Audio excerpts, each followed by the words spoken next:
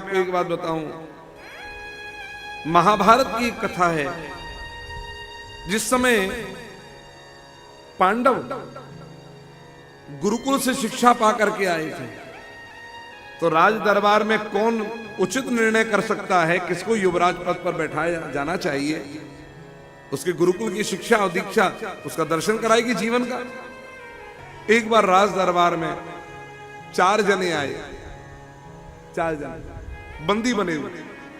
इसमें एक चोर था, बाकी सब चोर का साथ देने वाले थे। दुर्योधन और युधिष्ठिर दोनों वहीं थे। बात आई कि भाई अब क्या दंड देना चाहिए। दुर्योधन से पूछा, दुर्योधन इस प्रकार राज दरबार में अगर चोर आ जाएं तो क्या दंड देना चाहिए। बोले चारों को सूली लटका देना चाहिए, चारों को सूली, क्योंकि चोर तो चोर है, सूली लटका। ठीक, एक निर्णय आ गया युवराज का। युधिष्ठिर से पूछा, युधिष्ठिर तुम्हारा निर्णय क्या है।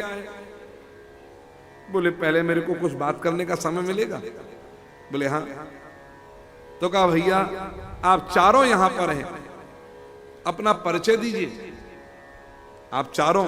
बोले मैं चोर हूं जिसने चोरी की थी, मैं वो हूं जिसने साथ दिया था, मैं वो हूं। बाकी सबने अपना अपना बताया। तो बोले अब अपना वर्ण बताइए, आपका वर्ण क्या है।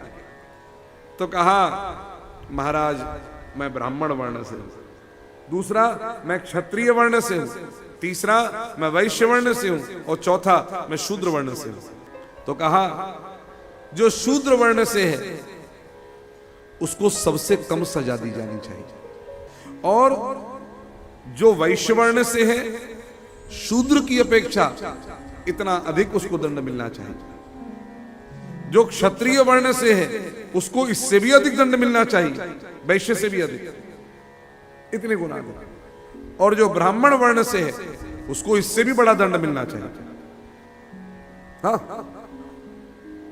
तो दुर्योधन हंसा, सरकास्टिक, ये क्या न्याय हुआ। जब अपराध चारों ने एक जैसा किया है तो दंड भी चारों का समान होना चाहिए। बोले नहीं। क्यों। बोले जो शूद्र वर्ण का व्यक्ति है इसके पास ज्ञान नहीं है, इसके पास शिक्षा नहीं है, तो ज्ञान और शिक्षा के अभाव में इसने गलत किया है। तो यदि अज्ञानी कोई गलत काम करे तो दंड उससे कम देना चाहिए। वैश्य जो है इसका काम धन संचय करना है, धन से दान पुण्य करना है। यदि ये भी चोरी करने लग जाएगा, ये उससे शिक्षित अधिक है, फिर भी इसने गलत किया, इसका दंड और अधिक होना चाहिए। क्षत्रिय का कर्तव्य बनता है रक्षा करना। यदि रक्षा करने वाला ही भक्षक का साथ देने वाला बन जाएगा तो इसका दंड और बड़ा होना चाहिए। लेकिन ब्राह्मण का अपराध तो इतना बड़ा अपराध है कि उसका निर्णय हम नहीं कर सकते, उसका निर्णय हमारे गुरुदेव करेंगे कि इस ब्राह्मण को क्या दंड देना चाहिए। और ये बात सबको समझ में आई, क्योंकि ब्राह्मण का निर्णय करने का अधिकार राजा को भी नहीं होगा, राजगुरु को होगा। क्योंकि वो निर्णय लेंगे उस ब्राह्मण के लिए तो धर्म धरातल पर लिया जाएगा निर्णय, वंदनीय, पूजनीय। अच्छा एक बात बताओ, पिता से गलती हो जाए, पिता से गलती हो जाए तो क्या पुत्र दंड देने का अधिकारी है। क्योंकि उस पुत्र के लिए पिता वंदनीय है, पूजनीय है। ऐसे ही ब्राह्मण समाज में वंदनीय और पूजनीय अपने ज्ञान और शिक्षा के कारण है।